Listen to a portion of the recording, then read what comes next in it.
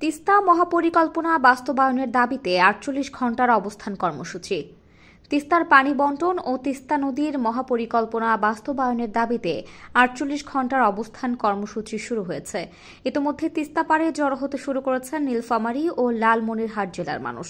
মূলত জাগো বাহে তিস্তা বাঁচাই এই স্লোগানকে সামনে রেখে তিস্তা নদী রক্ষা আন্দোলনের ব্যানারে তিস্তার পানির ন্যায্য হিস্সা আদায়ে ও তিস্তা মেগা প্রকল্প বাস্তবায়নের দাবিতে এই অবস্থান কর্মসূচি পালিত হচ্ছে। আন্দোলনে অংশগ্রহণকারী হাবিবুর রহমান বলেন, আমাদের প্রধান যে দাবি হল তিস্তা মেগা প্রকল্প আমরা অনতিবিলম্বে বাস্তবায়ন চাই।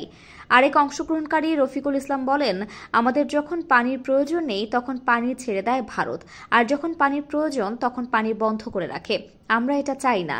আমরা চাই পানি সঠিকভাবে বণ্টন করা হোক ও তিস্তা মহাপরিকল্পনার বাস্তবায়ন হোক। তিস্তার ডালিয়া ব্যারেজের পূর্ব পশ্চিম দুই দিকে ২টি পয়েন্ট করা হয়েছে। পূর্ব দিকে অবস্থান করছেন নীলফামারী জেলা বিএনপি সহ আন্দোলনে অংশগ্রহণকারীরা। পশ্চিম দিকে অবস্থান করছে লালমনিরহাটের হাতীবান্ধা ও পাটগ্রামের উপজেলার বিএনপির পাশাপাশি তিস্তাপাড়ের সাধারণ মানুষ। এই অবস্থান কর্মসূচিতে বিএনপির মহাসচিব মির্জা ফখরুল ইসলাম আলমগীর উপস্থিত থাকবে ও দলের ভারপ্রাপ্ত চেয়ারম্যান তারেক রহমান ভার্চুয়ালি যোগ দেবেন।